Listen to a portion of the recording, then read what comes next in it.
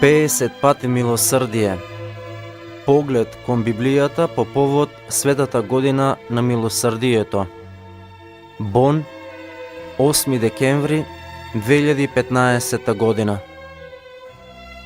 Според желбата на папата Фрањо, Светата година е јубилеј на милосрдието. Погледот кон Библијата покажува дека милосрдието пред се е Божја особина.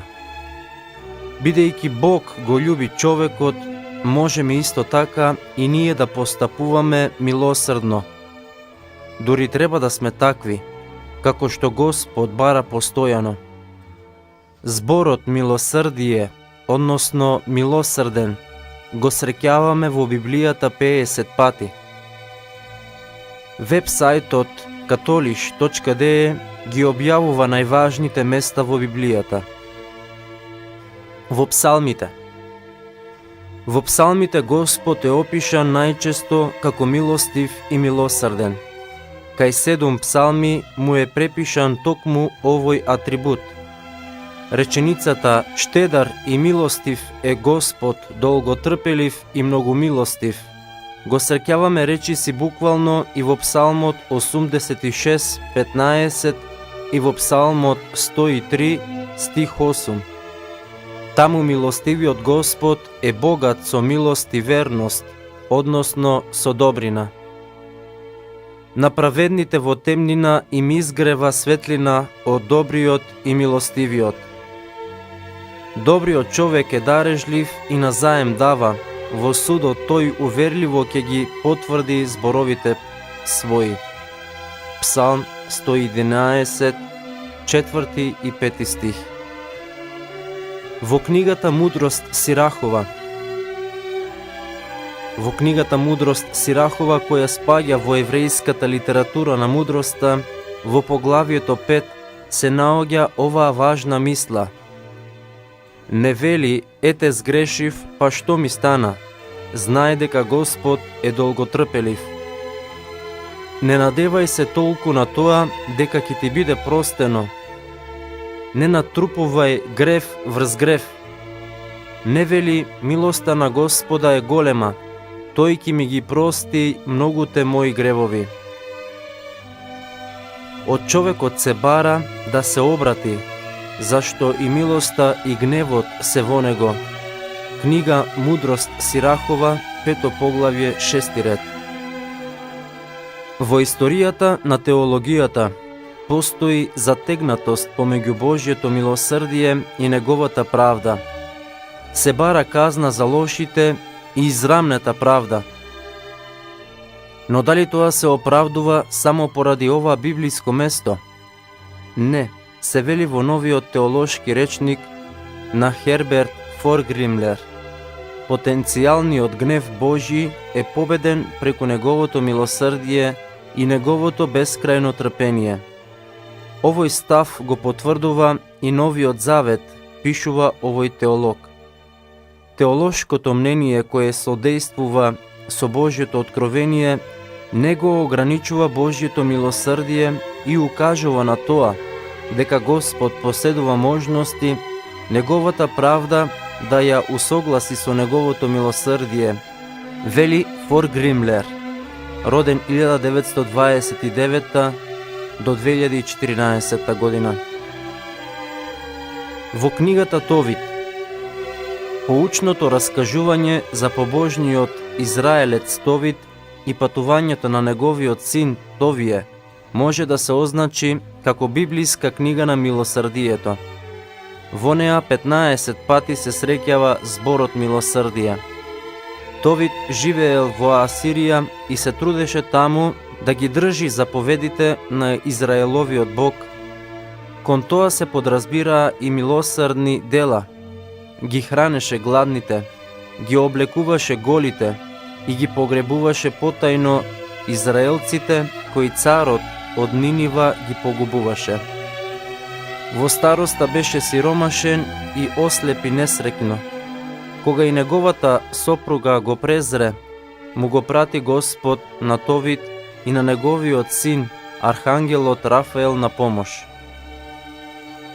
Архангелот го прати Товие и му дава еден лек со кој го излечува неговиот татко од слепилото.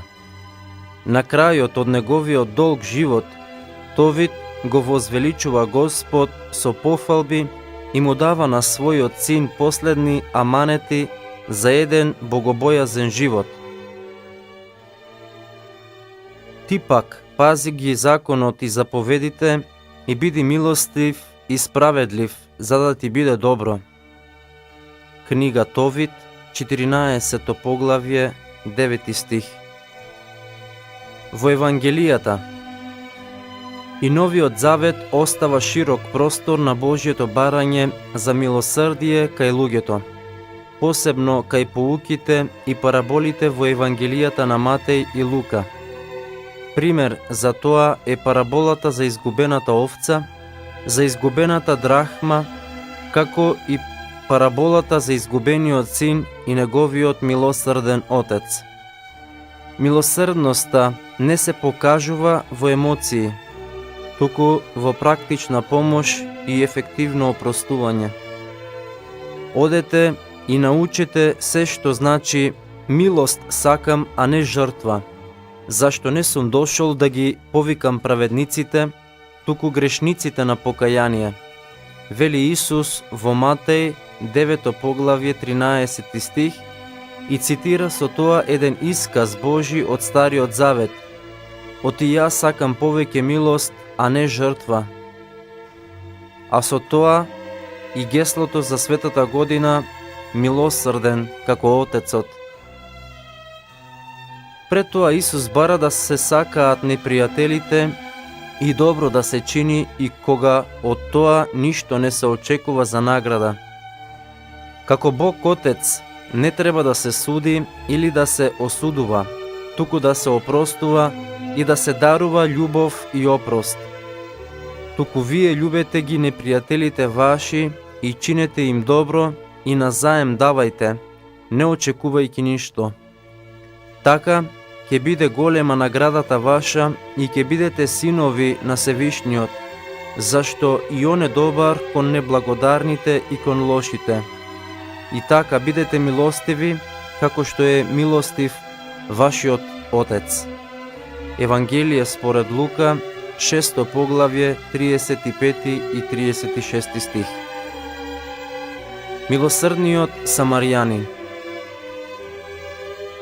Едно од најпознатите библиски раскажувања и добар пример е параболата за милосрдниот самарјанин во Евангелието според Лука, 10 поглавје, од 30 до 37 стих. Странецот се погрижи како единствен да му помогне на еден човек кој беше тешко повреден од разбойници и лежеше на крајот од патот.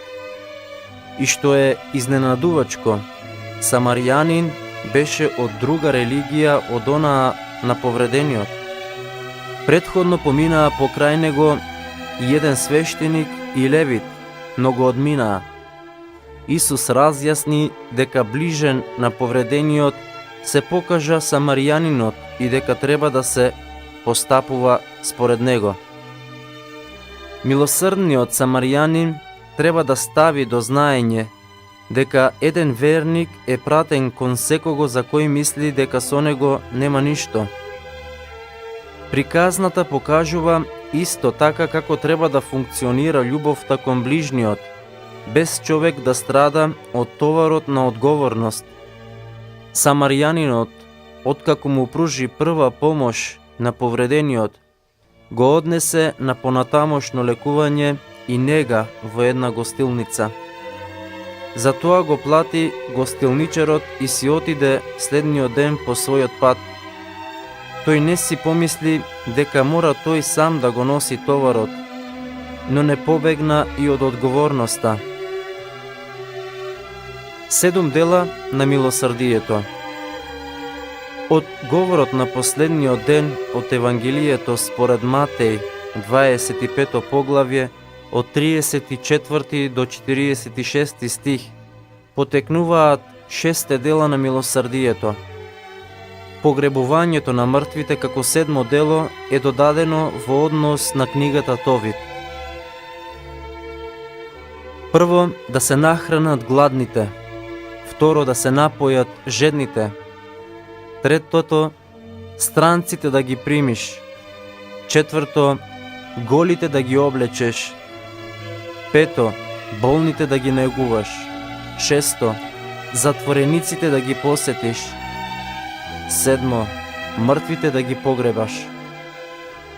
За да биде значењето на милосрдието во Библијата оправдано, не е доволно само да се гледа на зборот. Така, например, во Стариот Завет, поимот милосрдие секогаш оди со други поими, како што се да се биде добар, мајчински да се чувствуваш, да имаш сочувство и да се понизуваш за другите, се пример за тоа што значи Божиот став и неговата помош конкретно. Во посланијата на Свети Павле се потенцира дека човекот зависи од милосрдието Божјо и дека преку него ќе се спаси.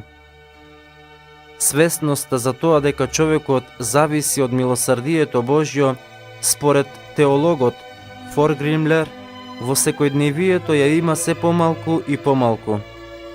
Луѓето имаат свесност дека не се виновни и се гледаат се помалку и помалку како грешници на кои им е потребно Господ да им прости.